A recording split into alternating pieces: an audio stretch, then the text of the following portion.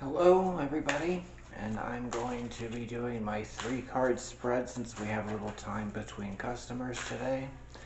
So just that you can get an idea of your daily forecast in probably the next couple of days.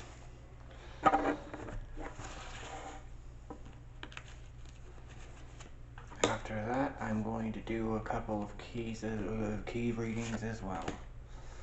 Since it went so well the last time, I feel like maybe we can actually do this a little bit more often. Alrighty.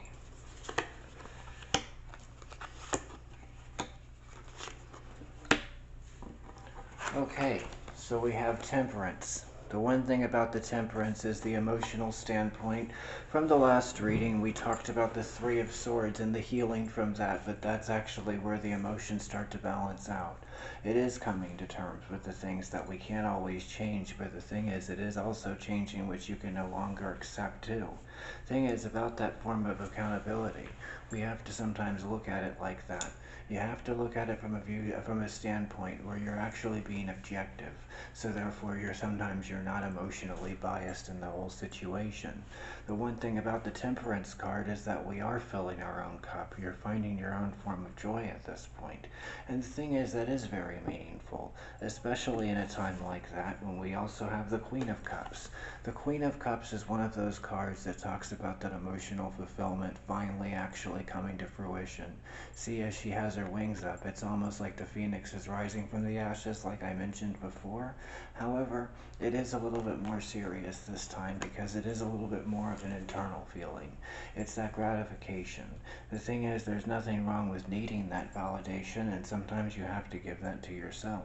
The thing is, there's nothing wrong with putting yourself first to that point, so therefore you can finally say nicer things without even feeling guilty about that.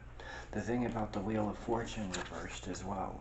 This is one that definitely talks about finally sitting in that emotion. That doesn't mean that it actually is going to keep on being stuck or even going backwards. The one thing about the Wheel of Fortune when it's reversed is that it's a revelation either way.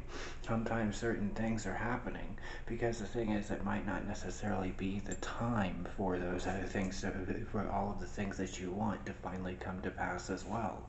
Some of these areas teach us that level of acceptance, and this is definitely something that gives us a form of humility.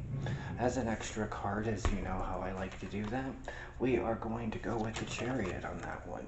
The Chariot is also talking about other things taking off, other forms of your life finally moving. Granted, what you necessarily wanted didn't necessarily happen the way that you expected it to. Emotionally, it does actually finally balance out, but the thing is, you also have to go to those areas where the unexpected can actually end up leading you to a completely different opportunity.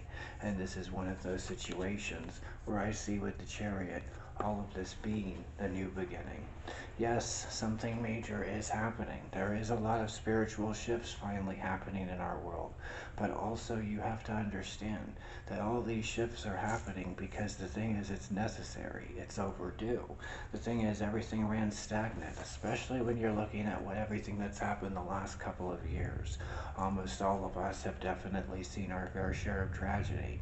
So the thing is, with everything that I said before, as long as you're looking at it like this, thing is, I think you can't really go wrong, can you? Now, one thing I will also do with those keys.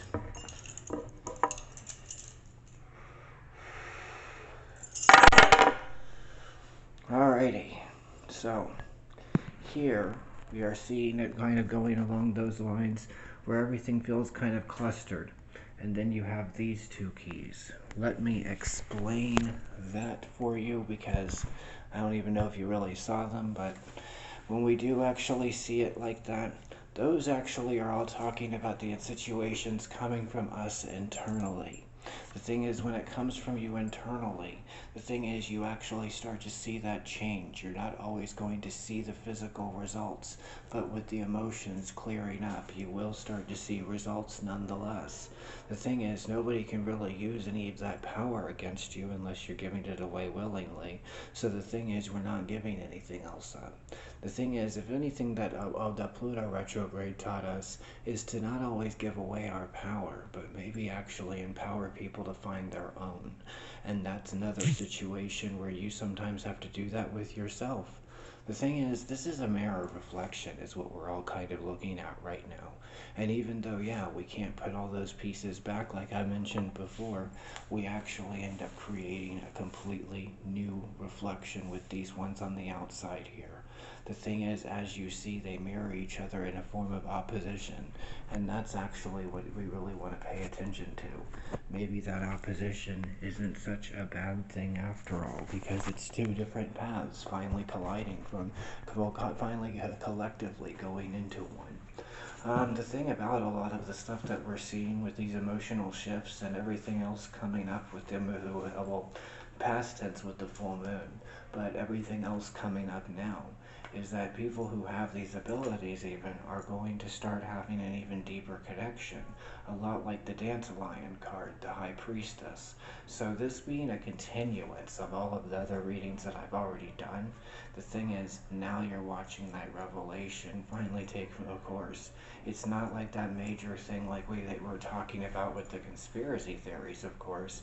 No, it is spiritual. It is something that's coming in from here and from in here. So when you're feeling all of those emotions and those thoughts and that energy, it manifests itself into something physical. So to have a physical manifestation is actually even bigger than those smaller things that we're trying to see pass. You actually want it to become something on a wider scale with people that are around you.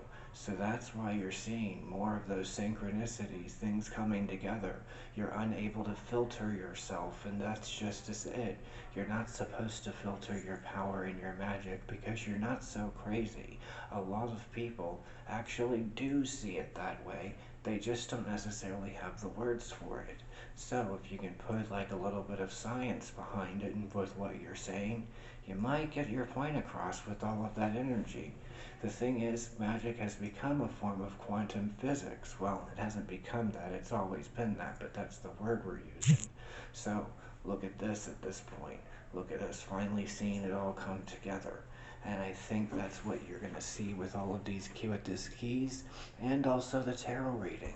So, I hope that helps you. We'll be going over this again, and I'll be back probably tomorrow, if not tomorrow, the next day.